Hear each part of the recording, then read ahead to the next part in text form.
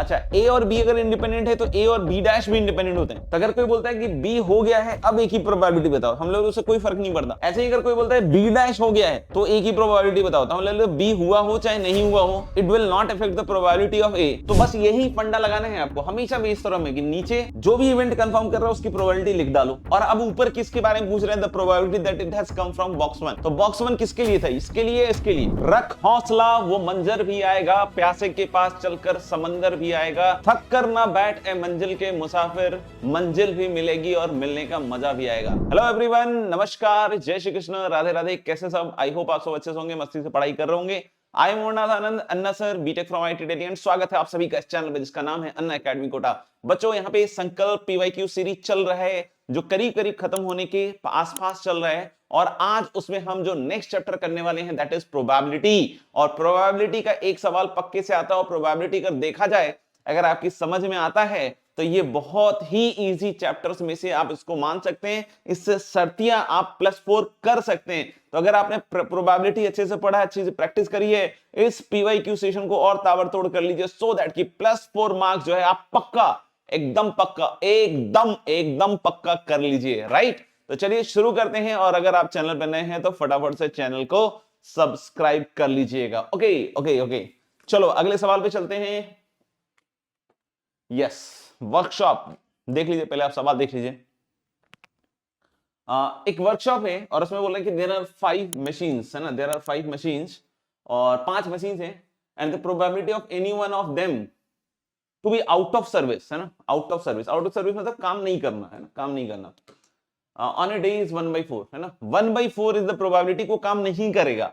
तो क्या प्रोबेबिलिटी को काम करेगा, है ना? तो दो ही चीज हो सकती है, या तो काम नहीं करेगा या तो करेगा। तो नहीं करने की प्रोबेबिलिटी अगर 1/4 है तो करने की प्रोबेबिलिटी क्या होगी, काम करने की प्रोबेबिलिटी क्या होगी? यस, 3/4। Very good. तो if the probability that at most 2, at most का मतलब आप समझते हैं ज्यादा से ज्यादा, ज्यादा ज्यादा, at most 2 machines will be out of service, ज्यादा ज्यादा 2 मशीन आउट ऑफ सर्विस होंगे। यानी ये कितने मशीन आउट ऑफ सर्विस हो सकते हैं, या तो 0 या फिर 1 या फिर 2, एटमोस्ट यानी ज्यादा ज्यादा। तो इन तीनों की प्रोबेबिलिटी को ऐड करना पड़ेगा। राइट, तो हम लोग अगर मान लेते हैं कि वर्किंग की प्रोबेबिलिटी, है ना, आउट ऑफ सर्विस तो 1/4 है, तो 1/4 को एक फेलियर की तरह मान लेते हैं।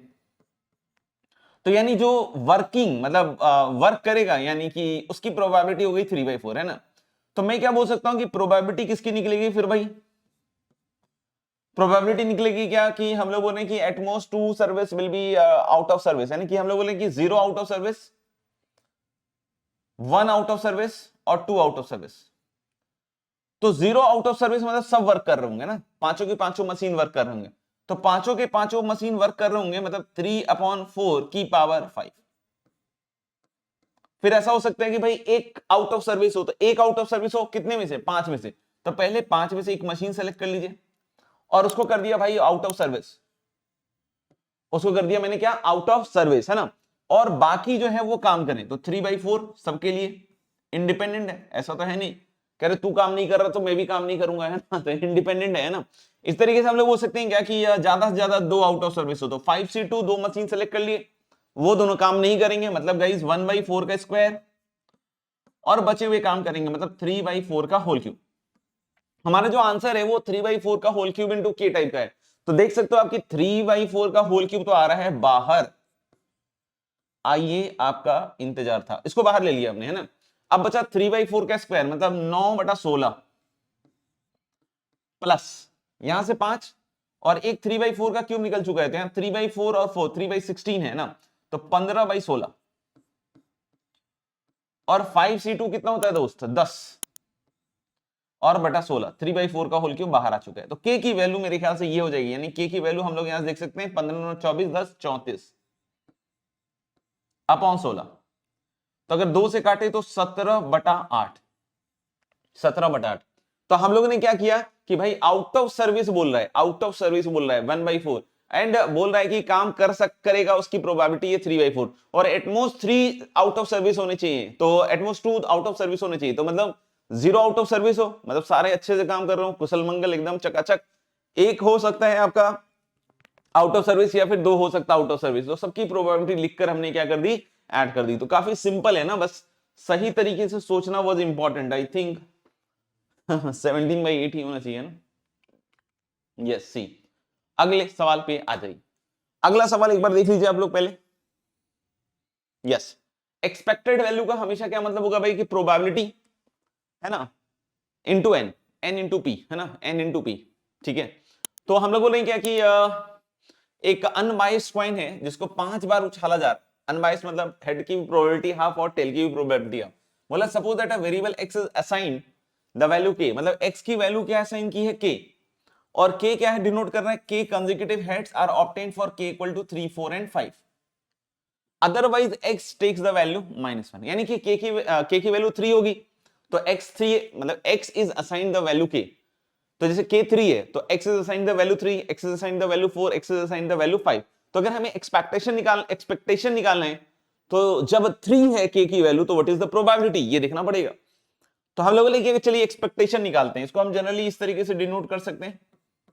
तो हम लोग कि जब 3 है k की वैल्यू तो assigned value is 3 and what is the probability, what is the probability, तो असाइंड वैल्यू 3 है x को है ना, और प्रोबेबिलिटी निकाल देते हैं n इंटू पी हो जाएगा।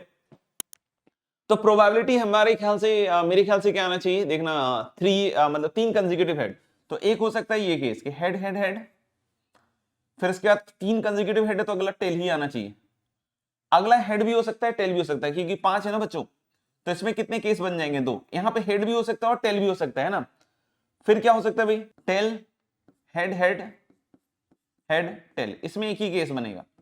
इसमें समझ रहे हो, इसमें एच वाला केस भी बनेगा और इसमें टेल वाला केस भी बनेगा है ना। फिर एक हो सकता है कि भाई H T H H H ये बन सकता है, या फिर T T H H H. Unbiased coin है तो every time the probability is half, तो 1/2 की पावर 5 यानी कि 1/, ये समझ में ना।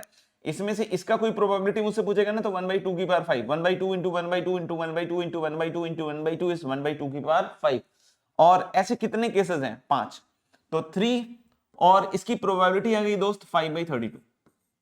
सही है सर, प्लस ये प्रोबेबिलिटी हो गया, ये n हो गया आपका जो एक्सपेक्टेशन का फॉर्मूला आता है ना, और ये हो गया आपका प्रोबेबिलिटी उसके कोरस्पॉन्डिंग है ना। जब k की वैल्यू 4 असाइंड है तो हम लोग कि 1 2 3 4 कंसेक्यूटिव हेड और फिर टेल, या फिर हो सकता है tail head head head head head head head head. तो हम लोग कि ये 2 केसेस बन रहे हैं ना, तो 2/32 इसका भी हो गया, प्लस प्लस प्लस प्लस हम लोग बोल सकते हैं पांचों के पांचों हेड हो है ना, तो एक ही केस होगा। और बाकी सब केसेस में असाइंड क्या कर रहा है वैल्यू -1, तो -1 वाले की प्रोबेबिलिटी निकाल लो। तो 5 2 7 1 8 है ना, तो ये अपनी प्रोबेबिलिटी कितनी निकल गई, मतलब मैं ये निकालना चाह रहा हूं कि अब जो है ना बाकी के केस के लिए जो प्रोबेबिलिटी वो कितनी आएगी। तो मैं टोटल जो मतलब अभी तक जितनी प्रोबेबिलिटी आई ना 3 4 5 को, उसको 1 से घटा देता हूं है ना, टोटल प्रोबेबिलिटी तो 1 होगी, और 1 में से अगर मैं 3 4 5 वाला हटा दूं तो बाकी की प्रोबेबिलिटी मिल जाएगी। तो 5 2 7 1 8, तो हम लोग बोल सकते हैं this is going to be 1 - 8/32 ऐसा कुछ।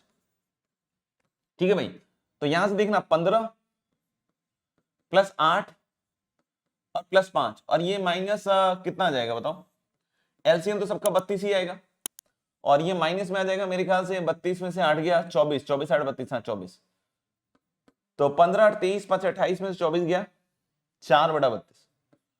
4/32 मतलब मेरे ख्याल से कितना आना चाहिए इसका answer 1/8 that is Bombay.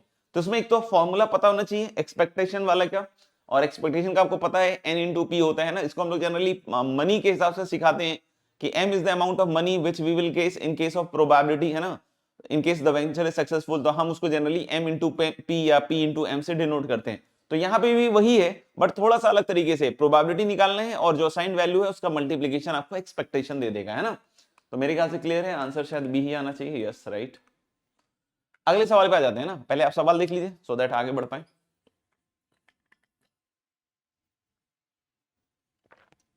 A and B are two events such that the probability that exactly one of them occurs is 2/5।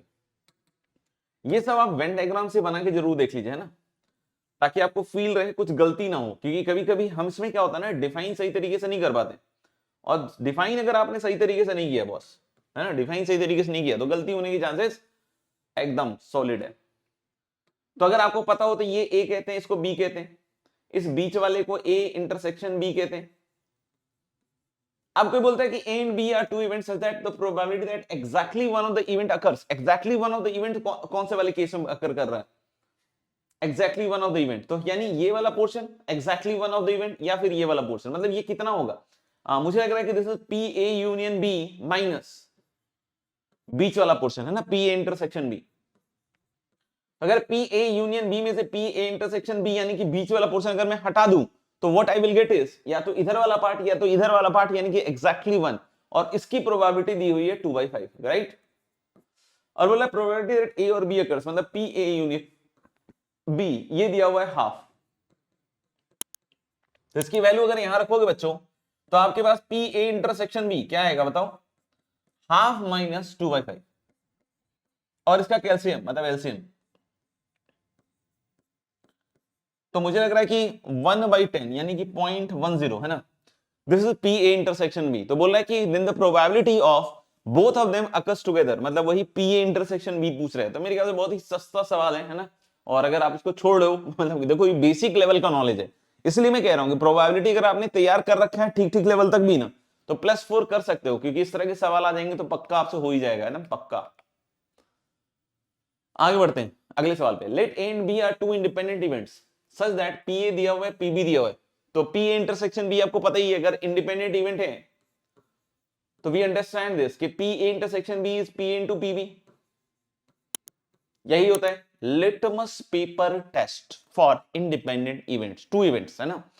अब बोलता है P A upon B, तो ये तो फॉर्मूला ही बतलाया जाता है, इसका मतलब होता है कंडीशनल प्रोबेबिलिटी, गिवन B हो गया है तो what is the chance of A, तो जब A और B इंडिपेंडेंट होते हैं तो B हो चुका हो नहीं हो चुका हो वो A की प्रोबेबिलिटी पे असर नहीं डालता है, यानी कि ये जो P A upon B होगा ना दोस्त ये P A ही होगा, और P A कितना दिया हुआ है 1/3 और ये 2/3, तो ये ट्रू नहीं है, ये टू रूल अब पूछ रहा है ना, ये टू रूल नहीं है, इसको निकाल लेंगे है ना अगर जरूरत पड़ेगी तो, बाकी इनको भी देख लेते हैं, एलिमिनेशन से भी दिख ही जाएगा वैसे। अच्छा A और B अगर इंडिपेंडेंट है तो A और B डैश भी इंडिपेंडेंट होते हैं, तो अगर कोई बोलता है कि B हो गया है अब A की प्रोबेबिलिटी बताओ, हम लोग उससे कोई फर्क नहीं पड़ता। ऐसे ही अगर कोई बोलता है B डैश हो गया है तो A की प्रोबेबिलिटी बताओ, तो हम लोग B हुआ हो चाहे नहीं हुआ हो it will not affect the probability of A, so P A upon B dash must be 1/3, तो इसका आंसर C आ जाएगा, है ना।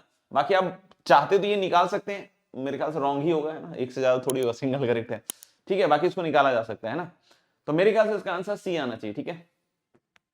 चलिए अगले सवाल को देख लीजिए एक बार। Random variable x has the following probability distribution.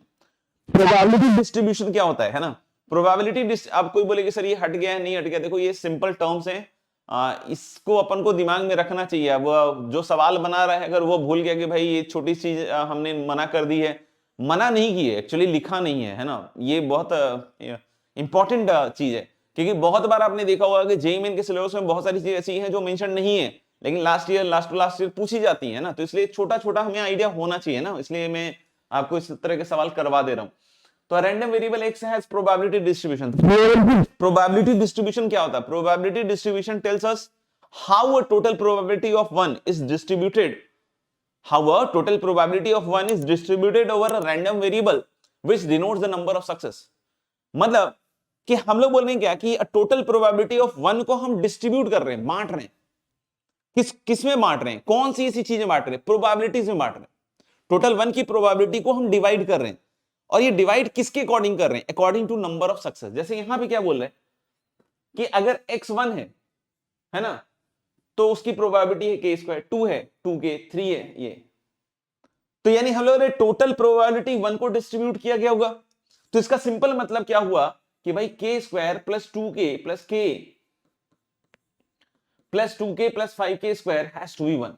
यही तो हुआ कि जो 1 है 1 प्रोबेबिलिटी में से कुछ इसको दिया, कुछ इसको, कुछ इसको, कुछ इसको, कुछ इसको, और उसका सम कितना हो जाएगा 1, तो यानी यहां से आ जाएगा 6k² और 2 2 4 1 5, 5k minus 1 is equal to 0। अब ऐसे तो देख के इसका समझ में आ रहा है कि टूट जाएगा ये 6k minus k minus 1, right. तो I hope it has to factor 6k minus 1 into k plus 1, है ना, यानी k की वैल्यू यहां से 2 आ रही है 1/6 और -1, k -1 तो सही नहीं रहेगा क्योंकि फिर प्रोबेबिलिटी नेगेटिव वाला तो हम नहीं काउंट करते हैं ना, हम लोग प्रोबेबिलिटी को 0 समझ लेते हैं बेसिकली, तो हम लोग के 1/6 आ गया। तो what is the probability of x greater than 2? तो x की वैल्यू 2 से बड़ी, मतलब 3 4 5 की पूछ रहा है, ठीक है। तो हम लोग probability of x equal to क्या, 3 4 5। तो देखो दो तरीका है निकालने का, या तो हम 1 में से इन दोनों को घटा दें, या फिर इन तीनों को जोड़ के निकाल लें। यानी कितना रहेगा, 3k प्लस 5k स्क्वायर, और k की वैल्यू 1/6 है ना, तो 3/6, 3 इंटू 1/6 और 5 इंटू 1/36 ऐसा आएगा। और इसका कैल्शियम मतलब एलसीएम ले लीजिए, 36 आ जाएगा, 6 या 18 प्लस 5 तो 23/36 आना चाहिए, है ना। 23/36 मतलब इसका आंसर क्या आएगा बच्चों, सी कैलकाटा। तो काफी इजी सवाल था, है ना, देख लीजिएगा। अगले सवाल पे आ चुके हैं, देख लीजिए एक बार सवाल पहले। Okay, in a box there are 20 cards. एक बॉक्स है, अच्छा एक बॉक्स है, इसमें हम लोग बोले 20 कार्ड्स है, और इसमें बोला कि 10 ए है, मतलब ए ए ए कितनी बार है, 10 बार, और 10 बी है। This is 10 times and this is also 10 times. 10 A है, 10 बी है, ऐसा ही है ना। Cards are drawn at random, cards को हम ड्रॉ कर रहे हैं random, one after the other with replacement. मतलब इसमें क्या होता है कि जैसे हमने एक कार्ड ड्रॉ किया, फिर उसको हमने अंदर रख दिया, रिप्लेस कर दिया, फिर एक कार्ड निकाला। तो इसमें बहुत इजी है कि अगर कोई बोले कि what is the probability that A will be taken out, तो हमने बोला पहली बार अगर ए निकाल रहे हैं तो टोटल 20 कार्ड में से एक कार्ड निकलेगा, सॉरी टोटल 10 तरीके से हम ए निकाल सकते हैं, तो 10/20 यानी कि हाफ आ जाएगा। और बी की प्रोबेबिलिटी भी मेरे ख्याल से हाफ आ जाएगी ना। आप सोचो ना, फेवरेबल चॉइसेस 10 हैं ए के लिए और टोटल चॉइसेस है 20, तो 10/20 मतलब हाफ और हाफ, है ना। और हर बार रिप्लेसमेंट कर रहा है तो डजंट मैटर, है ना, every time it is going to be half, क्योंकि पहला निकाला ए, अगर पहला ए निकलेगा तो हाफ, फिर रख दिया, फिर अगर ए निकालना है तो फिर से हाफ ही आएगी प्रोबेबिलिटी, है ना। The probability that the second A, यहाँ पे स्टेटमेंट आ रहा है ना, second A appears before the third B card, मतलब जो सेकंड ए है वो बी कार्ड से, थर्ड बी से पहले है। तो जैसे हम बोल सकते हैं कि किसकी प्रोबेबिलिटी निकालनी हो सकती है, फिर हम बोल सकते हैं कि दोनों बार ए ही आ जाए। तो second A has come before third B, in fact B निकला भी नहीं इसमें, है ना। इसमें एक केस ये होगा, या फिर हो सकता है भाई कि ए बी ए, ये तो लास्ट में फिक्स कर दो और उसको दो तरीके से रोटेट कर दो। ये समझ में आ रहा है कि ए बी बी ए, है ना, मतलब समझ रहे हो कि पहली बार आपने ड्रॉ किया ए, फिर बी, फिर ए, या फिर बी ए और बी। कोई बोले ए ए बी, तो ए ए तो पहली ही आ गया ना, तो सेकंड कार्ड आते ही बात खत्म हो जाएगी। The probability that the second A card appears before the third B, तो सेकंड ए जहां आ जाएगा वहां ये डिसकंटिन्यू कर रहा है ना, समझना ध्यान से। तो ये समझ में आ गया कि दो केस हो गया मेरे ख्याल से इसका ना, क्योंकि ए बी और बी ए, थर्ड बी के पहले आ गया है सेकंड ए, है ना। या फिर दूसरा केस ये हो सकता है कि A B and then B and then A, और इसके हो जाएंगे तीन केस पलट पलट के, जैसे A B and then B A B and then B B and then A A, है ना, ऐसा। ठीक है, कोई बोले सर अब इसके आगे बना सकते हैं क्या, नहीं, इसके आगे अगर आपने सोचा ना तो गड़बड़ा जाएगा। जैसे ए के बाद अगर मान लो 3 बी ले लिया आपने, है ना, किसी भी ऑर्डर में ले लीजिए, तो सेकेंड ए जो है थर्ड बी के बाद आ रहा है, तो बस यही तक केस बनेगा, है ना, यही तक केस बनेगा। तो ये थोड़ा सा केस आपको सोच के बनाना पड़ेगा, है ना। दोनों बार ए आया हो तो ए आने के चांसेस हाफ, और हर एक टर्न पे ए को आने का चांस हाफ ही है, क्योंकि विथ रिप्लेसमेंट। तो इसका प्रोबेबिलिटी हो गया गाइस 1/4 प्लस दो केसेस के बनने, और ए और बी की समान प्रोबेबिलिटी है, तो half into half into half, तो 1/8। फिर तीन केस, और फिर half into half into half, independent है ना, तो 1/16, और हर बार ए या बी के हाफ ही है। तो एलसीएम लीजिएगा तो 16, 4 चौके 16, 2 दूनी 4 plus 3, 4 4 8 3 11/16। So I think the probability is going to be 11/16. So the answer is going to be B, Bombay. ठीक है भाई, चलिए अगले सवाल पे आ जाइए, लिख लीजिएगा, पहले देख लीजिएगा। बॉक्स 1 कंटेन्स 30 कार्ड्स, मतलब दो बॉक्स लग रहे हैं ना, 1 और 2, और इसमें है 30 कार्ड, तो ऑफ कोर्स डिफरेंट हो गए सारे। बॉक्स 2 में है भाई 20 कार्ड्स, है ना, और नंबर 31 to 50 यहां लिखा हुआ है, देख लीजिए। तो 31 32 से कहां तक जा रहा है, 50।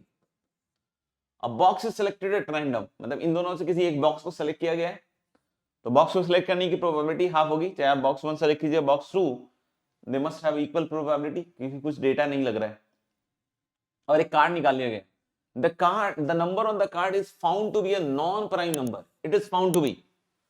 तो ये हो गया बेस थ्योरम, है ना, ये स्टेटमेंट ही बतला देता है बेस थ्योरम, क्योंकि बेस थ्योरम में हमेशा एक इवेंट को कंफर्म कर देगा कि ये भैया हुआ है, ऐसा हमेशा करेगा। तो जैसे ही बोलेगा ना बेस थ्योरम कि ये हुआ है, तो वो जाएगा नीचे, वो सैंपल स्पेस। सिंपल है बेस थ्योरम का एप्लीकेशन। जैसे ही बोलते ना कि ये हुआ है, बस उसकी प्रोबेबिलिटी नीचे लिख दो तो बोला कि the number on the card is found to be a non prime number, है ना, तो वो नीचे आएगा। अब सुनना, नॉन प्राइम नंबर की प्रोबेबिलिटी कैसे निकाल सकते हो, सुनना ध्यान से। या तो बॉक्स 1 से आया होगा नॉन प्राइम नंबर, या बॉक्स 2 से। सबसे पहले हमने बोला बॉक्स 1 सेलेक्ट हुआ हो हाफ, और उससे हमने जब कार्ड निकाला होगा तो नॉन प्राइम आया हो। तो पहले देख लेते हैं प्राइम कितने हैं, टोटल 30 तो पता ही है। तो प्राइम कौन कौन से होंगे, 2 3 5 7 11 13 17 19 23 29, 4 3 7 3 10, तो 10 है प्राइम। तो नॉन प्राइम हो गए 1 से 30 में 20, तो 20/30।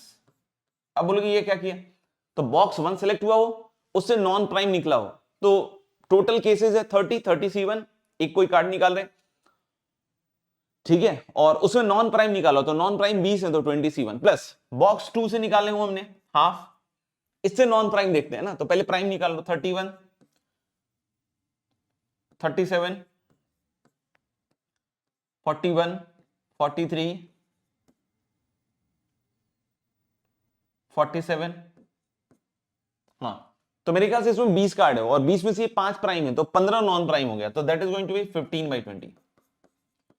तो बस यही फंडा लगाना है आपको हमेशा बेस थ्योरम में कि नीचे जो भी इवेंट कंफर्म कर रहा है उसकी प्रोबेबिलिटी लिख डालो, और अब ऊपर किसके बारे में पूछ रहे हैं, the probability that it has come from box 1। तो बॉक्स 1 किसके लिए था, इसके लिए, इसके लिए, तो जो बॉक्स 1 का कंपोनेंट होगा उसको ऊपर डाल दीजिए, है ना। तो ले बॉक्स 1 इसमें ऊपर आ जाएगा, मतलब हाफ इंटू 20 30, ठीक है भाई। तो मेरे ख्याल सबसे पहले तो ये 0 0 0 0 छोड़ो, रहने दो, 5 3 15 5 चौके 20, है ना, ये हाफ भी साफ हो जाएगा, है ना। तो 2/3 अपॉन 2/3 प्लस 3/4 ऐसा कुछ आ रहा है। तो बच्चों नीचे जो एलसीएम आएगा ना वो 12 आएगा,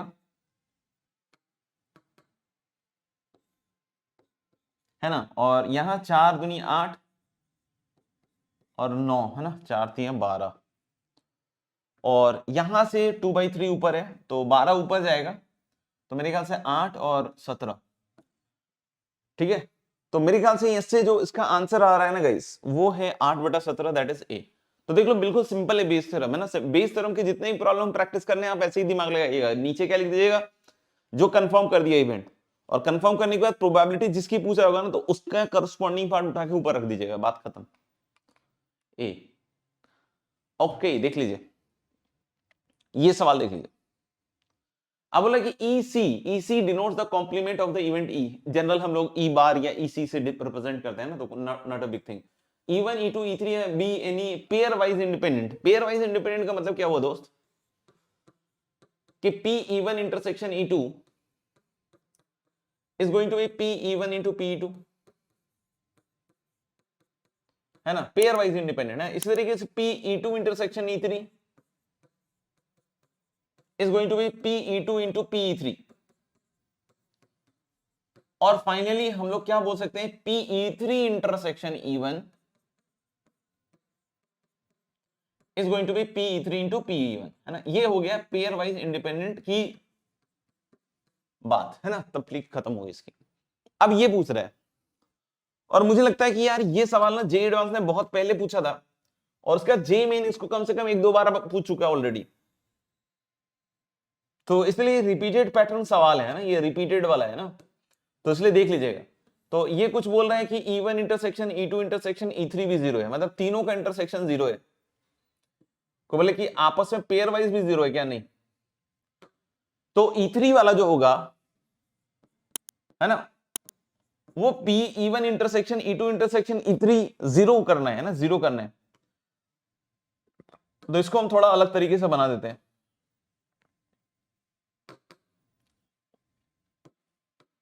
है ना, इसको ऐसा बना देते हैं।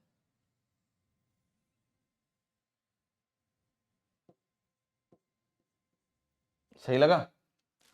तो ये E3 बना दिया। अब बोलोगे सर इससे क्या हुआ सर? तो पहली चीज ये समझिएगा कि E1 intersection E2 intersection E3 मतलब तीनों का इंटरसेक्शन नल है ना। कोई बोले कि सर इसका मतलब E1 इंटरसेक्शन E2 कुछ है? हाँ है। सॉरी, E1 इंटरसेक्शन E2 कुछ है? हाँ है। E1 इंटरसेक्शन E3 भी है और E2 इंटरसेक्शन E3 भी है। But what is E1 intersection E2 intersection E3 in this diagram? Zero. तो ये क्लास में भी ऐसा हम एग्जांपल लेते हैं, है ना, ऐसा क्लास में एग्जांपल लेते हैं। अगर आपने पढ़ा होगा क्लास में मेरे से तो आप इसके बारे में जरूर बताइएगा, है ना। तो हम लोगों ने क्या कि ये हम क्लास में भी इस तरह का इलस्ट्रेशन लेते हैं, राइट, और इसी तरीके से उसको रिप्रेजेंट करते हैं। और ये सवाल मैं बतला रहा हूं कि जेईई एडवांस बहुत पहले पूछ चुका है, अराउंड 2005 वगैरह, और उसके बाद जेईई मेन इसको रिपीटेडली बहुत बार पूछ चुका है और ये फिर से एक बार पूछा गया। तो अब हमसे ये पूछा जा रहा है इसकी प्रोबेबिलिटी बताइए, है ना। तो इसका तो हमें पता ही है, ये कंडीशनल है। मैं E2 बार का उपयोग कर ले रहा हूं, है ना, E2 बार, नहीं तो उतना भारी भारी लिखना पड़ेगा। E3 bar upon E1। तो कंडीशनल प्रोबेबिलिटी के हिसाब से मुझे लगता है कि ये होगा P E2 bar intersection E3 bar intersection E1 upon P E1। ऊपर वाले को पढ़ें अच्छे से। इसका मतलब है E1 होना, E2 और E3 नहीं होना। तो E1 होना और E2 और E3 नहीं होना कौन सा पार्ट दर्शाता है? मुझे लगता है कि ये वाला। हर एक के अलावा किसी और से लिख देते हैं। ये वाला, ये वो पोर्शन है जिसमें E1 हो रहा है बट E2 भी नहीं हो रहा और E3 भी नहीं हो रहा है। इसके बाहर, यानी मुझे लग रहा है कि इस पूरे गोले में से, है ना, ये पूरा गोला किसका है? PE1। इसमें से दो चीजें घटा देता हूं तो मेरा ये जो येलो जोन है वो आ जाएगा, है ना। एक तो ये वाला जोन हटा देता हूं E1 में से, है ना, इस पूरे E1 में से। ये जोन क्या है? ये है भाई E1 इंटरसेक्शन E2, है ना। अच्छे से क्लियर हो जाए तो जरूर कमेंट लिख के बताइएगा यस सर बिल्कुल अच्छे से क्लियर हो गया। और एक ये जोन हटाना पड़ेगा, है ना, this is PE1 intersection E3 and whole upon कितना आएगा भाई? PE1। चेक कर लिया चेक? अच्छा अब सुन, तो हम लोग बोल रहे हैं कि अब ये वाली चीज अप्लाई कर दें E1 इंटरसेक्शन E2 वाला, है ना। तो हम इसमें फॉर्मूला लगा रहे हैं, इधर जगह है क्या? नहीं। तो ले PE1 minus PE1 into PE2 independent minus last वाला देखना E1 इंटरसेक्शन E3 है गाइस, तो PE1 into PE3 and this whole upon, है ना, क्या आएगा भाई? Whole upon PE1। तो आप देख लो PE1 पूरा मस्त छट रहा है यहां से, है ना। तो दिस इज 1 माइनस PE2 और माइनस PE3। अब ऑप्शन के हिसाब से देखना पड़ेगा कि किसको मैच कर रहे हैं, है ना। तो जैसे E3 और E3 कॉम्प्लीमेंट और E2 कॉम्प्लीमेंट दिया हुआ, E2 कॉम्प्लीमेंट में तो प्लस दिया हुआ, ये तो नहीं होगा। E3 कॉम्प्लीमेंट में देख लेते हैं, है ना। 1 minus PE3 is PE3 complement और माइनस PE2, यही बनेगा, है ना। तो PE3 कॉम्प्लीमेंट माइनस PE2। कोई बोले sir PE2 complement minus PE3 भी लिख सकते हैं, PE2 complement minus PE3, answer is yes. लेकिन ऐसा है नहीं, ये प्लस में दिया हुआ है, तो इसलिए ये ऑप्शन आपका सही ऑप्शन नहीं है। मेरे ख्याल से क्लियर हो गया बच्चों, है ना बात। सी आना चाहिए, यस। अगला सवाल देख लीजिए।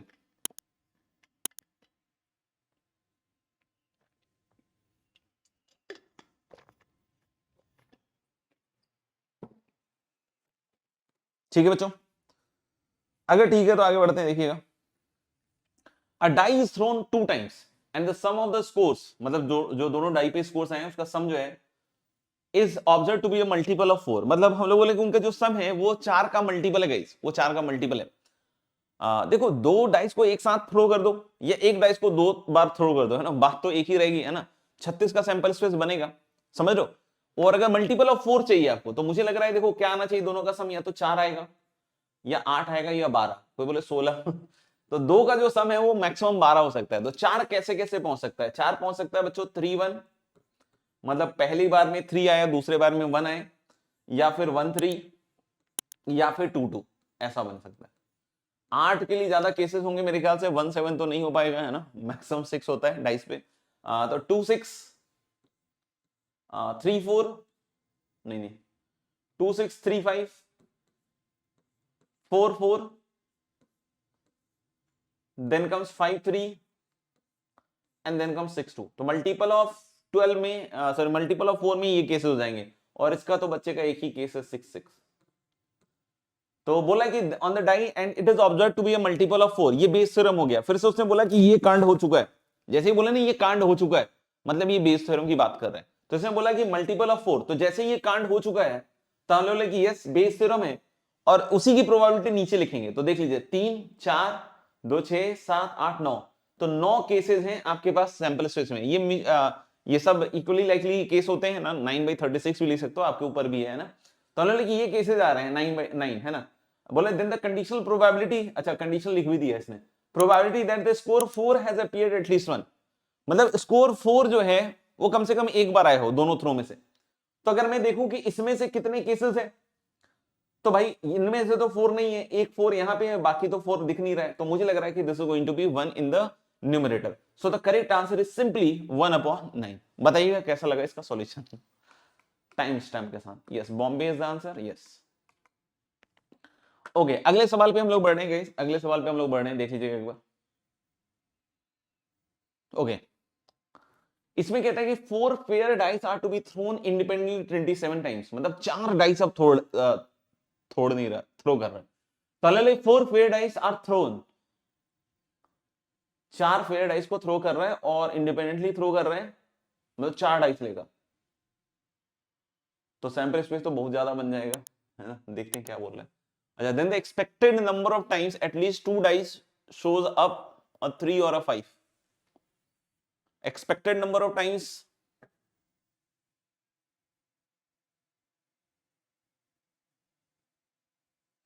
ओके, तो हम ले एटलीस्ट 2 डाइस, कम से कम 2 डाइस 3 या 5। तो चलिए 3 या 5 के आने को हम पी कह देते हैं ना, तो उसकी प्रोबेबिलिटी क्या है 3 और 5 को, जैसे मैंने एक डाइस को उछाला और 3 आए या 5 आए, तो 2/6 इज द प्रोबेबिलिटी, और 3 और 5 नहीं आए तो इस बात की प्रोबेबिलिटी हो जाएगी 4/6, यानी कि 1/3 इज द प्रोबेबिलिटी की 3 या 5 आए, और 2/3 इज द प्रोबेबिलिटी की 3 और 5 ना आए। राइट, यहां तक तो समझ में आ गया होगा, है ना। अब कम से कम 2 डाइस, तो 2 डाइस 3 डाइस और 4 डाइस, ये सारे केसेस हो सकते हैं। 27 बार थ्रो किया गया और इसकी हमें प्रोबेबिलिटी निकालनी पड़ेगी, तो 27 से मल्टीप्लाई करोगे तो एक्सपेक्टेशन आएगा। तो हमारा आंसर n इंटू पी होगा, तो n 27 दिया हुआ है, अब बस प्रोबेबिलिटी चाहिए हमें इस इवेंट की। तो प्रोबेबिलिटी हम कैसे निकाल सकते हैं भाई, कि एटलीस्ट 2 डाइस,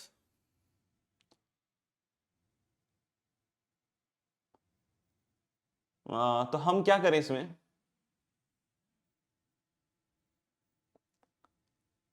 कि 2 ही डाइस मान लेते हैं। पहले क्या करते हैं, पहले 2 ही डाइस मान लेते हैं। तो पहले 2 ही डाइस अगर मानते हो आप, तो 4 में से हमने बोला कि साहब 2 डाइस हैं, है ना, 4C2, ठीक है, 4 में से 2 डाइस हैं, राइट, और 2 डाइस में 3 और 5 वाला चीज आ रहा है, यानी कि 1/3 का स्क्वायर,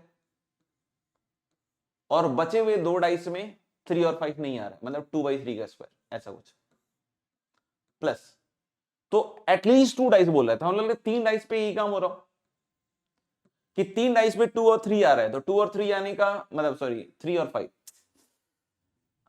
पहले है कि 2 डाइस पे आ जाए 3 और 5, उसकी प्रोबेबिलिटी लिख ली, तो 4 में से 2 डाइस पकड़ लिया, 3 और 5 आना चाहिए उन दोनों पे, तो 1/3 की चांस है कि 3 और 5 आए, 1/3, और बचे हुए पे 3 5 ना आए, तो 2/3 2/3। अब हमने बोला 3 डाइस पे ये काम हो रहा हो, तो 1/3 का क्यूब और इंटू 2/3 है, एक ही डाइस बचा है ना, और फिर अब चारों डाइस पे हम बोला कि 3 और 5 आए, तो this is going to be 1/3 की पावर 4। समझ गए, हमने बोला कि सबसे पहले 2 डाइस है जिसमें 3 और 5 आए, तो 3 और 5 के आने के चांसेस क्या है बच्चों, 1/3, और नहीं आने के चांसेस क्या है 2/3। तो हमने 4 में से 2 डाइस लिया और वहां पे ये कर लिया, तो इसकी प्रोबेबिलिटी मेरे ख्याल से आ गई। ऐसे ही हमने किया है ना, तो मेरे ख्याल से देखो 3 स्क्वायर, 3 की पावर 4, 3 की पावर 4, 3 की पावर 4, सब जगह है 3 की पावर 4, तो है ना। ऊपर क्या बचेगा 4C2 यानी कि 6 into 2 square, plus 4C3 that is 4 into 2, और 4C4 शायद 1 ही होता होगा, तो 6 चौक 24, और 24 और 8 32, 32 एक 33, तो मुझे लग रहा है 11/3³ आएगा आंसर, मतलब सॉरी प्रोबेबिलिटी। और हमें अगर एक्सपेक्टेड निकालना है तो 27 बार थ्रो कर रहे हैं, तो दिस इज n, और p जो होगा वो 11/27 आ रहा है, यानी कि हमारा आंसर जो है एक्सपेक्टेशन जो है या expected number of times that is going to be what 11, है ना, देख लीजिएगा, यस 11। चलिए अगले सवाल पे आ जाइए, बॉम्बिंग का सवाल है, जरा देखिए ध्यान से, तो उड़ाइए इस सवाल को।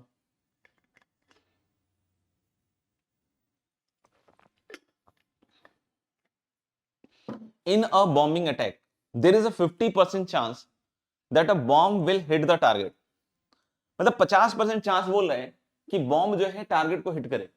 At least 2 independent hits are required, मतलब 2 अगर इंडिपेंडेंट हिट लग गया तो it will destroy the target completely, target को कंप्लीटली डिस्ट्रॉय हो जाएगा। Then the minimum number of bombs, तो कम से कम कितने बॉम्ब हम ड्रॉप करें, फेंके इस पे, कि देयर इज एटलीस्ट 99% चांस, ध्यान से पढ़िएगा इसको, that is there is at least 99% chance of completely destroying the target. तो कंप्लीटली डिस्ट्रॉय करना है और उसका 99% चांस, तो अगर 2 अगर लग गया सही सही निशाने पे तो कंप्लीटली डिस्ट्रॉय हो जाएगा। तो भाई 3 लग जाए तो भी हो जाएगा। कोई बोलेगा सर 3 लगाएंगे क्यों, क्योंकि इसमें बतला नहीं रहा है कि हम कहां पे रुक रहे हैं, तो इसने तो बोला कि इतना ड्रॉप कर ही देंगे, इतने बॉम्ब तो ड्रॉप कर ही देंगे, समझ रहे हो बात को। तो यानी हम यहां पे क्या कह रहे हैं कि मान लीजिए कि हमने n बॉम्ब्स ड्रॉप किए, तो भाई 3 बॉम्ब अगर सही सही लग गए तब तो टारगेट फिनिश हो जाएगा, 2 भी लग गए फिनिश हो जाएगा, 2 से ज्यादा लग रहे हैं तो फिनिश हो जाएगा। तो फिनिश कब नहीं होगा कंप्लीटली, जब या तो 0 लगे या फिर 1 लगे। तो हमने बोला कि 1 इज द टोटल प्रोबेबिलिटी, और 1 में से हम घटा देते 0 और 1 वाली प्रोबेबिलिटी। 0 और 1 वाली प्रोबेबिलिटी मतलब टारगेट डिस्ट्रॉय नहीं होने वाली है ना। तो हम लोग बोलेंगे कि 0 बॉम्ब ने हिट किया हो n में से, तो 50% है, मतलब प्रोबेबिलिटी हिट करने की कितनी, हाफ, ठीक है। और n बॉम्ब है और हमने बोला एक भी हिट नहीं कर रहा है, तो NC0, एक ने भी हिट नहीं किया और सब मिस कर गए।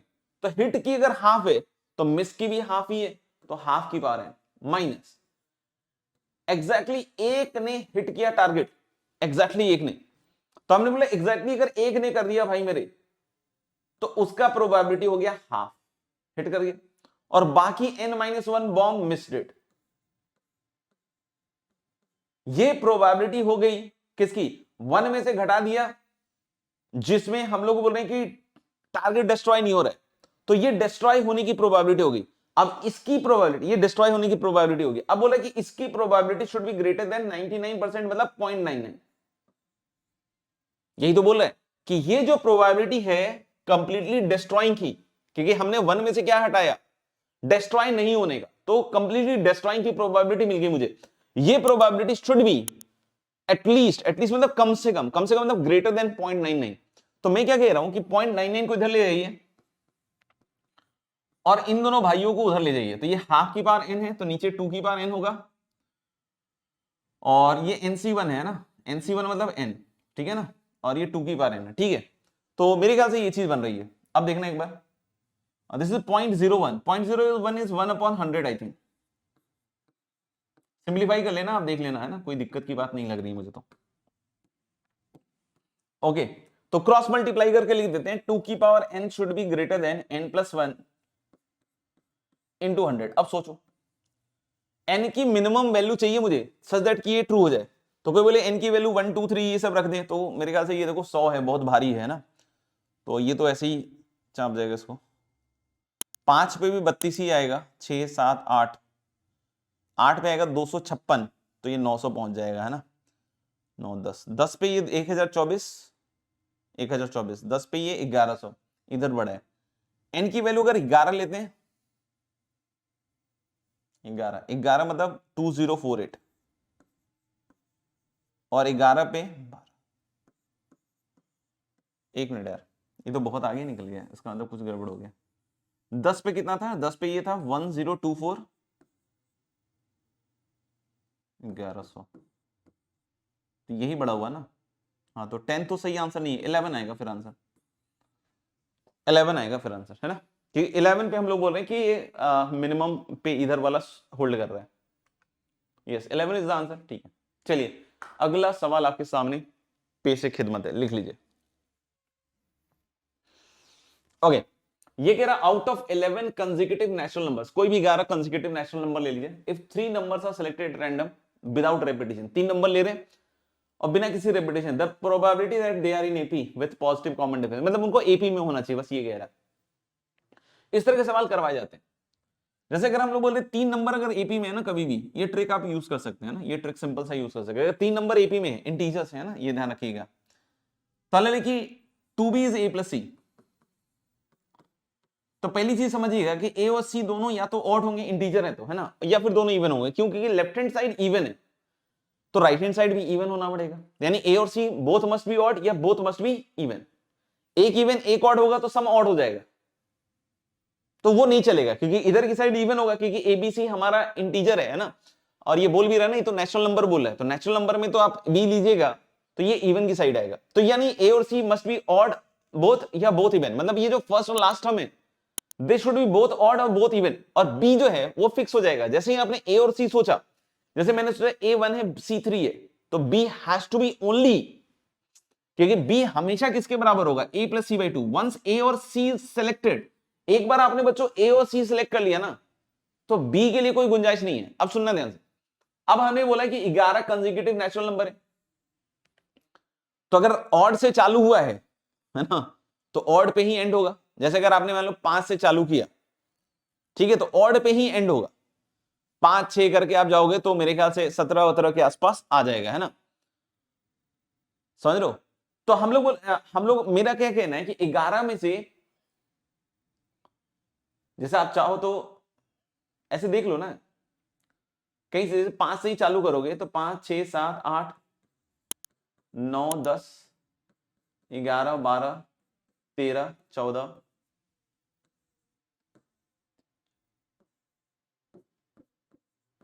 17 पे नहीं, 15 पे रुकेगा, 3 3 6 3 9 2 11, हाँ 15 पे रुकेगा, 17 तो 13 हो जाएगा, हाँ सॉरी, ये ठीक है ना, हाँ मेरे ख्याल से ठीक है, 11। तो इसमें देखना ध्यान से कि आपके पास ऑड ज्यादा हुआ, क्योंकि स्टार्ट भी ऑड से हो रहा है और एंड भी ऑड से हो रहा है, वो 17 पे नहीं होगा, वो 15 ही होगा, है ना। तो यानी इसमें कितने ऑड होंगे, इसमें ऑड होंगे आपके 6 और इवन होंगे 5, ऐसा हो, समझ लो। या फिर कोई बोले मेरे को यार सर इवन से चालू हो रहा है, जैसे मान लो कि 4 से चालू हो गए, तो 4 से अगर चालू हो जाएगा तो स्टार्ट भी 4 पे और एंड भी 14 पे, यानी कि दोनों इवन, यानी कि 6 इवन होंगे, जैसे इसमें 6 ऑड होंगे और 5 इवन होंगे, तो दोनों में से कोई एक केस होगा, 6 इवन हो गए या 5 ऑड हो गए, इन्हीं दोनों में से कोई केस बनेगा, है ना, क्योंकि आप 11 कहीं से भी कंसेक्यूटिव ले रहे हैं, तो अगर आपने ऑड से स्टार्ट किया तो ऑड पे एंड होगा, इवन से स्टार्ट किया इवन पे एंड होगा, और जब ऑड से स्टार्ट हुआ ऑड पे इवन हुआ तो ऑड 6 होंगे इवन 5 होंगे, और अगर इवन से शुरू किया और इवन पे एंड हुआ तो इवन 6 होंगे और ऑड 5 होंगे। इससे आंसर में कोई फर्क नहीं पड़ेगा, सुनिएगा क्यों, क्योंकि जैसे देखना, अगर मैं ऑड और इवन को सेपरेट कर देता हूं, जैसे मैं इसमें क्या करता हूं ना, 5 7 9 करके हमने कहां तक कर दिया भाई, 15 तक कर दिया, है ना, और इवन वाला अलग कर दिया 6 8 करके 14 तक, तो ये हो गए बच्चों 6 और ये हो गए 5। जैसे मैंने क्या कहा कि ए और सी दोनों या तो ऑड होंगे या दोनों इवन होंगे, मतलब ए और सी मैं सिर्फ सेलेक्ट कर रहा हूं, बी मेरे हाथ में नहीं है, बी अपने आप सेट हो जाएगा। जैसे मैंने ए को 5 लिया और सी को 7 लिया, तो बी इज स्टेट ऑफ 6, तो एक एपी बन जाएगा 5 6 7 का। क्यों बोले सर मैंने ए को 5 ले लिया और सी को 9 ले लिया, तो बी अपने आप सेट हो जाएगा 7, बी के बारे में मुझे सोचना ही नहीं है, बी अपने आप एक ही तरीके से आएगा। तो मैंने क्या कहा कि अगर मैंने ए और सी के लिए इनमें से कोई दो चॉइस ले लिया तो 62 तरीके से ले सकता हूं, तो अपने आप एपी बन जाएगा हर केस में। को बोले सर मैंने 9 ले लिया और 15 ले लिया, तो बी अपने आप 12 आ जाएगा। आप समझ रहे हैं ना बात को। अभी हम लोग बोलते हैं क्या कि या फिर इनमें से दो ले लो 5C2, तो ये होगा the number of ways in which we can select 3 number such that कि दे आर इन एपी। को बोले सर इस केस में लेते हैं, इस केस में भी उतना ही आएगा, इस केस में थोड़ा सा बस चेंज होगा कि 6 इवन में से 2 इवन लोगे, मतलब ए और सी के लिए तो 62 और इधर से लोगे तो 5c2, वही सेम चीज आएगी। लेकिन नीचे कितने नंबर ले रहे हैं? नीचे तो हम 3 ही नंबर ले रहे हैं ना। कोई बोले सर आपने बी क्यों नहीं लिया? अरे बी मेरे दोस्त एक ही तरीके से आएगा, जैसे ही आपने ए और सी फिक्स किया ना, बी आएगा a+c/2, अपने आप आ जाएगा, बीच का नंबर है। तो आप समझ रहे हो ना कि इन पॉइंट से बाहर नहीं जा सकता है ना, बीच के नंबर में आएगा कोई ना कोई। तो मेरे ख्याल से ये अपना आंसर होना चाहिए। तो 62 कितना हो गया? 15, और 5c2 हो गया 10, और ये हो गया 11, 10, 9, और नीचे हो जाएगा 6। तो 3 दूनी 6, 3 या 9, और 2 बचे 10। तो यानी हम लोग बोल रहे 25/11 इंटू 5 इंटू 3। तो मुझे लग रहा है दिस इज 5/33। तो सब कुछ सही होना चाहिए मेरे ख्याल से, 5/33। तो ये देखिए बहुत सिंपल सा मेथड मैंने सिखाया है। बाकी कोई बोले सर हमने ऐसे लिखा, कॉमन डिफरेंस 1 ले लिया, तो 5 6 7 6 7 8 ऐसे करके मैंने काउंट कर लिया, है ना। कोई 1 से चालू करता है, उससे भी आंसर आ जाता है। तो बोले कॉमन डिफरेंस 2 ले लिया, 3 ले लिया, ऐसे कर करके हमने सोच लिया। तो भाई उससे भी सोचा जा सकता है, मना नहीं कर रहा हूं, लेकिन that is a counting method. अगर ये आप मेथड समझ गए तो सॉल्व करने में 2 सेकंड लगना है। क्या कि 11 नंबर है, 6 ऑड 5 इवन, या 6 इवन 5 ऑड, 62 5c2 सीधे 11c3, है ना। ये समझाने में इतना समय लगा, नहीं तो फिर काम करना बहुत आसान है। ठीक है भाई, चलिए ये वाला सवाल देख लीजिए एक बार, बहुत सारे डेटा है इसमें।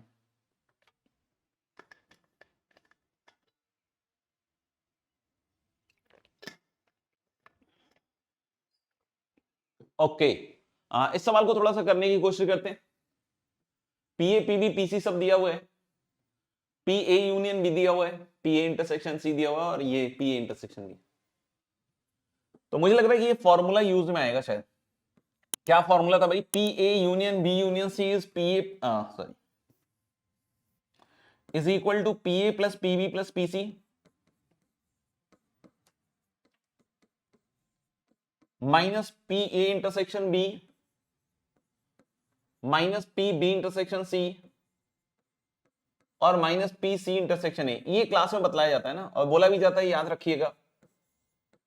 और नीचे आ जाएगा बच्चों P A intersection B intersection C. Simple formula है ना, P A union B is 0.8। तो इसका इस्तेमाल कैसे कर सकते हैं कि आप ये जो P A plus P B और minus P A intersection B है, इसको अलग कर लीजिए। ये है पी ए यूनियन बी, इसकी वैल्यू दी हुई दोस्त alpha. Alpha is equal to, ये मेरे ख्याल से आपको कितना दिया हुआ है, this has been given to be 0.8 plus PC. PC मेरे ख्याल से वहां से दिया हुआ है कितना, 0.5 minus P B intersection C. Guys P B intersection C दिया हुआ है बीटा, पी सी इंटरसेक्शन ए दिया हुआ है 0.3, और P A intersection B intersection C दिया हुआ है 0.2। क्लियर? तो अब इसको थोड़ा सा मगजमारी कर लेते हैं। तो ये 1.3 माइनस 0.3 इज 1, और 1.2 और प्लस बीटा। इसमें अल्फा का एक रेंज दिया हुआ है, तो हम लोग बोले कि 1.2 प्लस बीटा भी फिर इसी रेंज में आएगा, क्योंकि यही अल्फा है दोस्त। अगर सारे कैलकुलेशन सही चल रहे हैं तो मेरे ख्याल से ये ठीक है। तो बीटा में हम लोग बोल रहे हैं सब घट जाएगा, है ना। क्या आएगा भाई? 0.85 माइनस 1.20, है ना। और इधर की साइड क्या आएगा भाई? 0.95 और माइनस 1.20। तो घटाओ, 0 से 5 गया 5, 11 में 60 गया 3, है ना। और इधर कितना आएगा भाई? 5, 2 और माइनस। तो हम लोग माइनस से अगर मल्टीप्लाई कर दें तो मैं नहीं सॉरी, यहां थोड़ा गड़बड़ा गया लग रहा है। यहां माइनस बीटा है ना, यहां माइनस बीटा है। तो यहां 1.2 माइनस बीटा है, और यहां माइनस बीटा है, यहां भी माइनस बीटा है। तो मेरे ख्याल से माइनस से मल्टीप्लाई करोगे तो ये पलटी हो जाएगा, और ये ऐसा आएगा 0.25, और इधर कितना आएगा? 0.35। यानी बीटा की वैल्यू आ जाएगी गाइस 0.25 से 0.35। यानी इसका जो करेक्ट आंसर है that is going to be C calculator, है ना, सी कैलकुलेटा। देख लीजिएगा, तो सिंपल सवाल मुझे तो लगा, अगर फॉर्मूला आता है ना। अगले सवाल पे आ जाइए, अगले सवाल पे इसको एक बार देख लीजिए आप। Okay, the probability that the two randomly selected subsets of this have exactly two elements in their intersection.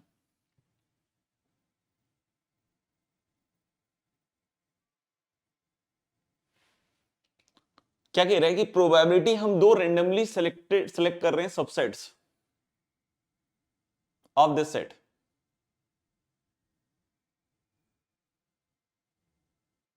इसकी बातों से ऐसा लग रहा है मुझे कि हम सेम सेट भी ले सकते हैं ना, इसकी बातों से ऐसा लगता है सेम सेट भी ले सकते हैं, रिपीट भी हो सकती है चीजें। ठीक है, एक काम करते हैं, अगर हमें इसमें कॉमन में अगर रखना है कितना, दो, तो जैसे मान लीजिए कि एक सेट हम बना रहे हैं ए और एक सेट बना रहे हैं बी, सॉरी इसका नाम नहीं दिया वन, हाँ, तो मान लीजिए कि एक सेट है ए और एक सेट बी है और ये हो गया कॉमन वाला है ना, इसमें दो एलिमेंट रहने चाहिए फेवरेबल में, है ना। तो हम लोग बोल सकते हैं देखो ये जो वन है ना, वन या तो सेट ए के इधर चला जाए या यहां चला जाए या यहां चला जाए या बाहर आ जाए। मतलब क्या है कि वन इज, अगर बाहर आ जाए इसका मतलब one is not the part of any of the set. तो वन के लिए चार ऑप्शंस हैं कि इधर इट कैन बी आउटसाइड, मतलब ना तो ए में है ना तो बी में, या फिर ऐसा कि सिर्फ और सिर्फ ए में, या फिर बी में है, या फिर ए इंटरसेक्शन बी वाले स्पेस में। तो वन के पास चार ऑप्शन है, बी टू के पास भी चार, और इसके पास भी चार, इसके पास भी चार, इसके भी पास चार, यानी नीचे हो जाएगा 4 रेज टू द पावर 5। ये हो गया आपका सैंपल स्पेस। सैंपल स्पेस कैसे बनाया कि हमने बोला कि वन जो एलिमेंट है वो या तो सेट ए में भी है, सेट बी में भी कॉमन है, या फिर सिर्फ सेट ए में है, या सिर्फ सेट बी में है, या फिर दोनों में से किसी में नहीं है। फिर से एक बार, या तो सेट ए में है, सेट बी में है, या फिर दोनों में है। ये समझ लो, ये सब अलग केसेस हैं, या फिर दोनों में से किसी में नहीं है। इस तरीके से बी और सी और डी। अब क्या कह रहा है कि इनमें से एग्जैक्टली दो एलिमेंट इन दोनों में है ना, तो हमने बोला 5C2 पकड़ लिया, मतलब इनमें से दो एलिमेंट ले लिया और उनको डाल दिया इस इंटरसेक्शन में। अब इस इंटरसेक्शन में इनके अलावा और कोई नहीं आएगा। तो अब मान लो 5C2 में मैंने 1 2 को ले लिया और उसके कॉमन रीजन में डाल दिया, है ना, समझ रहे हो ना बात को। तो अब कॉमन रीजन में कोई नहीं जाएगा। तो क्या हो सकता है कि 3 4 5, तो 3 या तो सिर्फ ए में जाएगा या सिर्फ बी में जाएगा या किसी में नहीं जाएगा। मतलब इसके लिए ऑप्शन है 3, फिर अगले वाले के लिए भी 3 और अगले वाले के लिए भी 3। मतलब ये 3 3 3 क्या हो गया कि 5 में से 2 तो कॉमन रीजन में चले गए क्योंकि 2 ही चाहिए हमें फेवरेबल में, और बचे हुए एलिमेंट्स के लिए हम लोग बोल सकते हैं 3 3 3 ऑप्शन हो जाएंगे, राइट। तो मेरे ख्याल से देखो ये नीचे है 2 की पावर 10, 5C2 इज 10 इंटू 3 3 9 27, तो एक 2 तो कट जाएगा, तो 2 की पावर 9, 5 7 35 के 5 हासिल 3, 5 2 10 3 13। तो I think this is 135/2 raise to the power 9, that is B, Bombay option. काफी अच्छा सवाल है, काफी अच्छा सवाल है। यस, अगला सवाल देख लीजिएगा इस। Okay, when a missile is fired from ship the probability that it is intercepted is 1/3। मतलब एक शिप से एक मिसाइल चला है ना, और इंटरसेप्टेड का मतलब क्या होता है ना, जैसे कोई मिसाइल चला है ना, मान लो कि, है ना, एक कंट्री ने दूसरे कंट्री पे अटैक कर दिया और मिसाइल चला। इंटरसेप्टेड का मतलब क्या हो गया कि जो दुश्मन कंट्री है उसने पता कर लिया कि मिसाइल आ रहा है, और इंटरसेप्टेड का मतलब हो गया कि बीच में डिस्ट्रॉय कर दिया। और नॉट इंटरसेप्टेड का मतलब क्या हो गया कि अब वो आगे जा सकता है, मतलब उसको डिस्ट्रॉय नहीं कर पाए वो बीच में, उनको पता ही नहीं चला, या जो भी है ना। तो बोला कि when a missile is fired from the ship the probability that is it is intercepted is 1/3। तो 1/3 इंटरसेप्टेड की प्रोबेबिलिटी है, तो what is the probability that it is not intercepted? So it is not intercepted, the probability is 2/3, and the probability that the missile hits the target given that it is not intercepted, very obvious thing कि hit करेगा target को तभी जब वो intercept नहीं हो रहा हो, क्योंकि अगर इंटरसेप्ट हो गया तो बीच में डिस्ट्रॉय हो गया, तो फिर वो हिट कैसे करेगा टारगेट को, है ना, सिंपल सी बात है। तो बोला कि and it hits the target is 3/4। तो हम लोग बोलते हैं कि चलिए कि निकालते हैं प्रोबेबिलिटी की, what is the probability that missile hits the target, missile hits the target, है ना। हमारे भी कुछ मिसाइल चल रहे हैं, हमारे भी कुछ मिसाइल चल रहे हैं जो जेईमेन 2014, है ना, सॉरी जेईमेन 2024, हमारे भी कुछ मिसाइल चल रहे हैं जो जेईमेन 2024 में टारगेट हिट करने वाले हैं। तो भैया हमें इंटरसेप्ट नहीं होना है ना। तो हम लोग चलिए, अगर कोई बोलता है इंटरसेप्टेड तो 1/3 is the probability, and what is the probability it will hit the target, answer is 0। जब इंटरसेप्ट हो गया तो बर्बाद हो गया, बीच में बात ही खत्म हो गई, है ना। लेकिन बोले कि नॉट इंटरसेप्टेड 2/3, और गिवन दैट नॉट इंटरसेप्टेड तो उसमें 1 नहीं है, प्रोबेबिलिटी इज 3/4।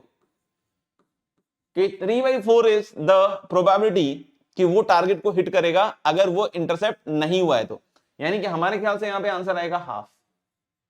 काफी ऑब्वियस आ गया।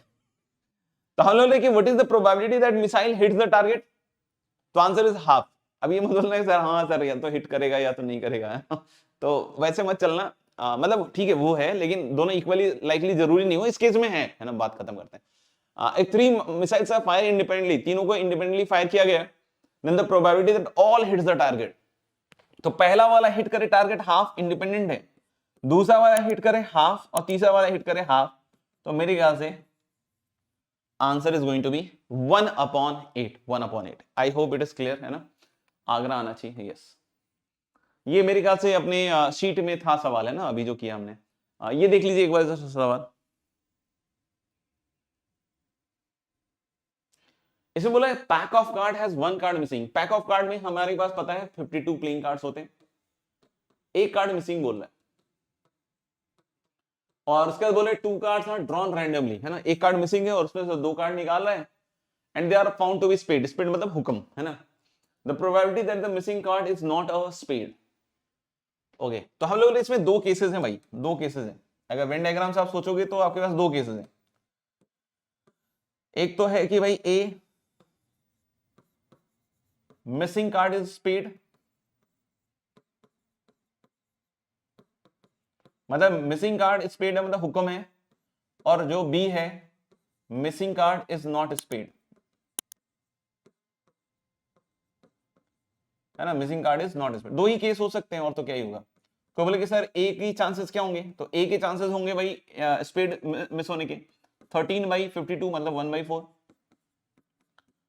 13 स्पेड के कार्ड हैं और 52 टोटल कार्ड हैं, और बोले कोई बी की स्पेड ना हो तो ऑफकोर्स 3/4 हो जाएगा, है ना, ठीक है। 2 cards are randomly drawn and are found to be spade, मतलब ये देख रहे हो फिर से कंफर्म कर दिया कि ये कांड हुआ है। जैसे ही बोलता है ना ये कांड हुआ है, मतलब ये बेस थ्योरम में चला गया ये। तो लेकिन अब हमें इस बात की प्रोबेबिलिटी लिखनी है मेरे भाई कि दोनों के दोनों कार्ड क्या हो स्पेड, तो चलिए नीचे लिखते हैं। तो एक हो सकता है कि भाई मिसिंग कार्ड स्पेड हो, तो 1/4 इज द प्रोबेबिलिटी कि मिसिंग कार्ड स्पेड है। तो अब हमारे पास 51 कार्ड है, तो हमने 51 में से कोई भी 2 कार्ड निकाल लिया, कितनी तरीके से 51C2। अब हमने बोला कि भाई 2 कार्ड निकाल लिया हमने, अब हमें दोनों स्पेड चाहिए, तो मिसिंग कार्ड स्पेड था तो 13 पत्ते थे, एक मिसिंग हो गया स्पेड, तो 12 ही है ना। तो हम लोग बोले कि अगर हुक्म है दोनों के दोनों तो 12C2 पर। ये 12C2 समझ में आया क्यों, क्योंकि हम किस केस में काम कर रहे हैं, जब स्पेड मिसिंग है तो 13 थे, एक मिसिंग है तो 12 ही स्पेड है, और दोनों स्पेड ही निकलना है, तो 12C2 और नीचे 51 कार्ड है। और कोई बोले कि सर स्पेड नहीं था तो 3/4, नीचे तो अभी भी 51C2। अब सिंस स्पेड 13 के 13 पत्ते हैं हमारे पास इंटैक्ट, तो 13C2। तो बोला कि missing card is not the spade, तो ये है स्पेड का प्रोबेबिलिटी और ये नॉट स्पेड का, है ना, मिसिंग कार्ड इज स्पेड वाला, मिसिंग कार्ड नॉट स्पेड। तो हमें बोला है missing card is not spade, तो ये वाली चीज ऊपर चली जाएगी। यही बतलाया था ना बार बार कि जब भी बेस थ्योरम में बस वो जो कांड कंफर्म किया उसकी प्रोबेबिलिटी नीचे लिख दो, और उसमें से जो भी पार्ट का प्रोबेबिलिटी पूछ रहा है उसको ऊपर डाल दो, बात खत्म। तो 451C2 साफ साफ साफ साफ, है ना। ये 3 इंटू 13C2, तो 13 इंटू 12/2 यानी कि 13 इंटू 6 आएगा ये आंसर। 12 इंटू 11 यानी कि 11 इंटू 6 और plus 13 into sorry 3 into 13 into 6, है ना, इसको सिंप्लीफाई कर लो तो 6 भी मेरे ख्याल से कट रहा है, इधर आएगा 39 अपॉन 11 प्लस 39, 39 40 50, है ना, 39/50 टाइप का। तो बेस थ्योरम का एप्लीकेशन बहुत सिंपल है गाइस, है ना। अगर आप इस तरीके से कर रहे हो जो मैंने सिखाया आपको, कर लो, बात खत्म है। यस सी। अगला सवाल आप देख सकते हैं, बहुत बड़ा सवाल है देख लीजिए एक बार, है ना, करने की कोशिश कीजिए। इसमें क्या कह रहा है कि in an examination there are 10 true false type question, 10 true false type question है। Out of 10 student can guess the answer of 4 questions correctly with probability 3/4, और बचे हुए 6 मतलब पहले दूसरे तीसरे चौथे जो क्वेश्चंस हैं वो शायद इजी होंगे, तो उसको शायद इनमें सबकी प्रोबेबिलिटी क्या दी हुई है 3/4, लेकिन 5 से लेकर 10 तक की जो प्रोबेबिलिटी है ना, हर एक की, दिस इज 1/4। ठीक है। तो वैसे हमें पता होता है कि हमें कोई बोलता है कि भाई सिंगल करेक्ट चॉइस है और ये सब, तो उस समय हम निकाल सकते हैं, लेकिन यहाँ पे इन्होंने खुद ही बतला दिया है। कोई बोले कि अरे सर ट्रू फॉल्स है तो हाफ होगा, मतलब हमें निकालने के लिए नहीं बोला, ऐसा खुद बतला दिया है कि जो पहले के 4 क्वेश्चन हो सकता है इजी है, तो इसलिए यहाँ पे प्रोबेबिलिटी हाई है उसका सही गेस करने का, 75% है ना। लेकिन जैसे होता है ना केबीसी कौन बनेगा करोड़पति, जो शुरू वाले सवाल हैं उसको एलिमिनेट करना बड़ा आसान होता है, लेकिन जैसे ही आप आगे आगे बढ़ते जाते हो तो उसमें एलिमिनेशन करना काफी कठिन होता जाता है ना। तो वैसे ही हम लोग बोले कि यहाँ पे भी कुछ ऐसा दिया हुआ है इन्होंने। अब बोला the probability that the student guess the answer of exactly 8 question correctly, तो एग्जैक्टली 8 क्वेश्चन, तो देखो दो केसेस नहीं सॉरी दो नहीं, दो से ज्यादा भी हो सकते हैं। तो ऐसा हो सकता है कि ऊपर वाले वो चारों सही कर दे और इनमें से कोई 4 सही कर दे, एक केस ही हो सकता है। फर्स्ट पार्ट से 4, इससे 4, 8 हो गए सही। फिर ये हो सकता है कि ऊपर वाले से 3 ही सही कर पाए और इधर वाले से 5 कर पाए, या ऊपर वाले से 2 और नीचे वाले से 6, और तो कोई चांस है ही नहीं। तो अगर इनमें से चारों सही कर रहे हैं ना, तो 4C4, चारों के चारों सही, और सही करने की प्रोबेबिलिटी है 3/4, तो 3/4 की पावर 4 मल्टीप्लाइड बाई, इनमें से 4 सही कर रहा है तो 6C4, और 4 सही कर रहे हैं तो हम लोग बोले कि सही करने की प्रोबेबिलिटी अब 1/4 है, तो 1/4 की पावर 4 है ना। और फिर जो बचा हुआ है उसको शायद गलत कर रहे हैं, मतलब 2 जो है वो गलत करेगा ना, तो गलत करने का कितना हो जाएगा 3/4 का स्क्वायर, उसको छोड़ नहीं सकते हैं ना, मेरे ख्याल से उसको मल्टीप्लाई करना ही पड़ेगा, नहीं तो उसमें फिर सही गलत कुछ भी हो सकता है, तो ज्यादा सही भी हो सकता है ना। तो हम लोग एक तो ये केस बन जाएगा। फिर हम लोग बोले कि इधर 4 तो 4C3 और 3/4 का क्यूब इंटू 1/4 है ना, सही है ना। फिर क्या है भाई इधर से 5 मतलब 6C5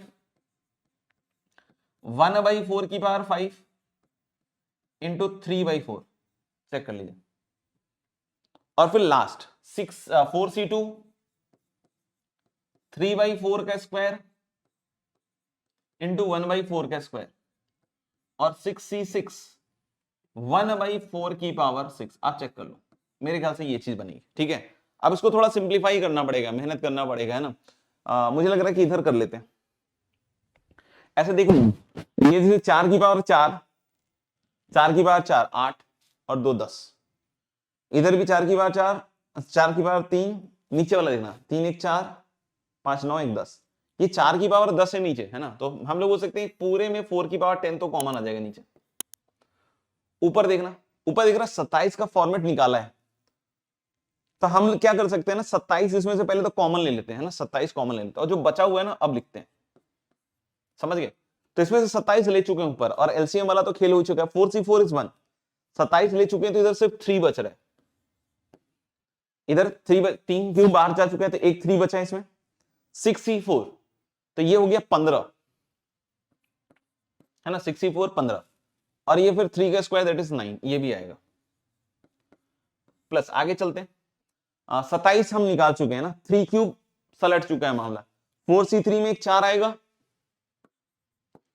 4C3 में एक 4 आएगा, ये सलट चुका है, इसमें कुछ नहीं है। 6C5 मतलब एक 6 आएगा इंटू 3 आएगा, 6 इंटू 3 कितना हो गया 18, और प्लस लास्ट वाला, तो यहां 4C2 में एक 6 होता है, तो हमने यहां पे 2 छोड़ दिया, तो एक 3 निकल गया, और 3 स्क्वायर कितना हो गया 27 गया, और मेरे ख्याल से बाकी कुछ नहीं, ये बचेगा। तो यानी कि 27/4 की पावर 10 तो हमने बाहर निकाल ही लिया, नहीं डिजाइन सेम मैच करा दिया, और इधर 27 गुने 15 आ रहा है, 15 7 105 क्या 5 हासिल 10 40, 15 दूनी 30 10 40, 18 चौक 72 2 74 है ना, 72 और प्लस 2 74, तो मुझे लग रहा है 27/4 की पावर 10, ये भी अच्छा सवाल लग रहा है मुझे, 479, तो काफी बढ़िया सवाल निकाल के दिया है। परमुटेशन में तो हम इस तरह की चीज करते हैं, लेकिन इसको प्रोबेबिलिटी में इन्होंने कन्वर्ट किया है, तो it is a good question. तो के की वैल्यू 479 आनी चाहिए, यस करेक्ट। चलिए अगला सवाल देखिए। ओके अच्छा, 5 नंबर है, are randomly selected from the numbers 1 से लेकर 18 and are arrange in the increasing order. तो सैंपल स्पेस बड़ा इजी है बनाना, कि हमने बोला कि 18 में से 5 नंबर ले लिया और उसको इंक्रीजिंग ऑर्डर में अरेंज करेंगे, तो इंक्रीजिंग ऑर्डर में अरेंज करने का तरीका होगा एक, जो है इंक्रीजिंग ऑर्डर में लगा दीजिए। अब इसमें बोला है कि x2 7 हो, है ना, फेवरेबल में, और x3 कुछ भी हो सकता है, x4 11 हो, और x5 भी इधर हो सकता है ना। तो देखो x1 के लिए चॉइसेस क्या है ना, 1 से लेकर 6 तक 6 चॉइसेस हैं, तो x1 can be any one out of 6, है ना। फिर इसके लिए कितना हो जाएगा, 8 9 10, है ना, या तो 8 हो सकता है, या 9 हो सकता है, या 10, तो इसके लिए 3 चॉइसेस हैं, तो 3C1। और 11 के आगे यानी कि 12 13 14 15 16 17 18, ये x5 इनमें से हो सकता है, तो 3 2 5 2 7, तो 7C1 देख लो आप एक बार, है ना।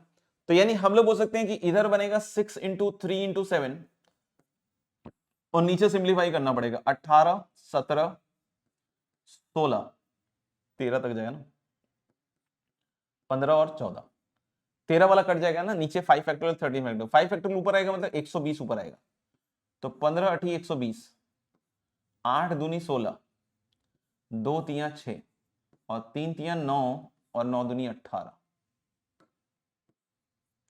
और 7 दूनी 14, ये बचा। तो ऊपर तो सब साफ हो गया, तो मुझे लग रहा है 1, और नीचे 17 into 4 that is 68, so the correct answer is going to be 1/68, देख लीजिएगा।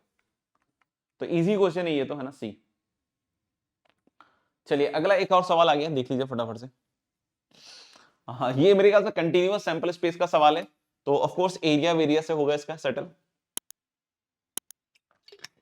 इसे बोला कि if a point a x comma y lies in the region bounded by the y axis straight lines this and this,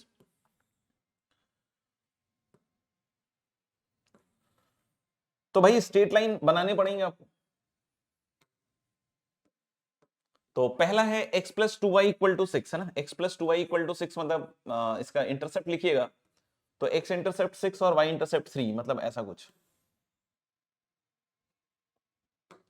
x intercept is 6 and y intercept is 3, है ना, निकाल लीजिए आप डिवाइड करके। दूसरी वाली लाइन है, इसका x इंटरसेप्ट 30 से डिवाइड करिएगा 6, अच्छा इसका भी x इंटरसेप्ट 30 है, और y इंटरसेप्ट है -5, मतलब ये कुछ ऐसा आएगा दोस्त। Very good.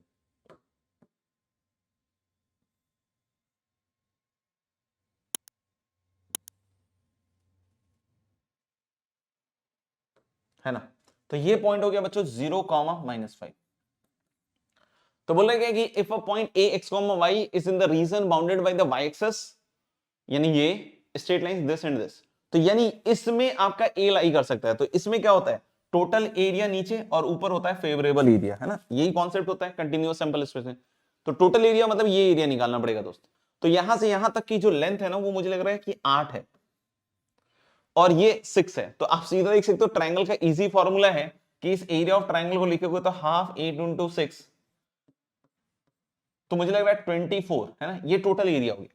अब फेवरेबल क्या बोला, then the probability that y is less than 1, तो y इक्वल टू 1 वाली लाइन बनाओ पहले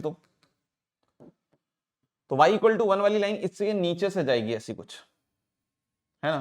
तो ये y इक्वल टू 1 वाली लाइन है, तो हमारा जो फेवरेबल रीजन है गाइस वो इसके नीचे है, ये वाला।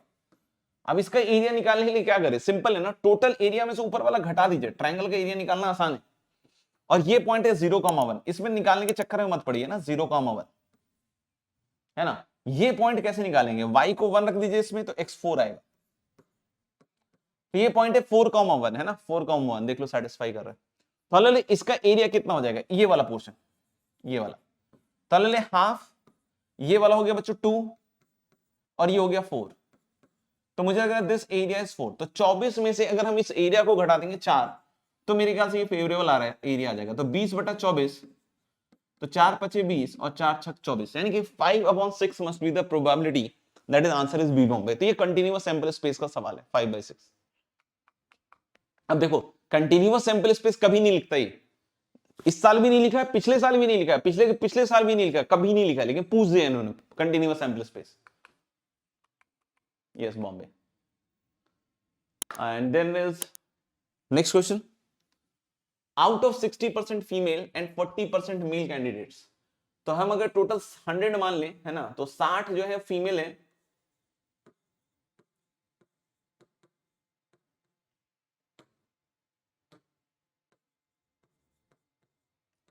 और 40 मेल है ना, ऐसा बोल रहा है। गजब का एग्जामिनेशन है ना। 60% कैंडिडेट्स क्वालिफाइड, मतलब हम लोग कि 100 में अगर 60% क्वालिफाई कर रहे हैं मतलब 60 क्वालिफाइड,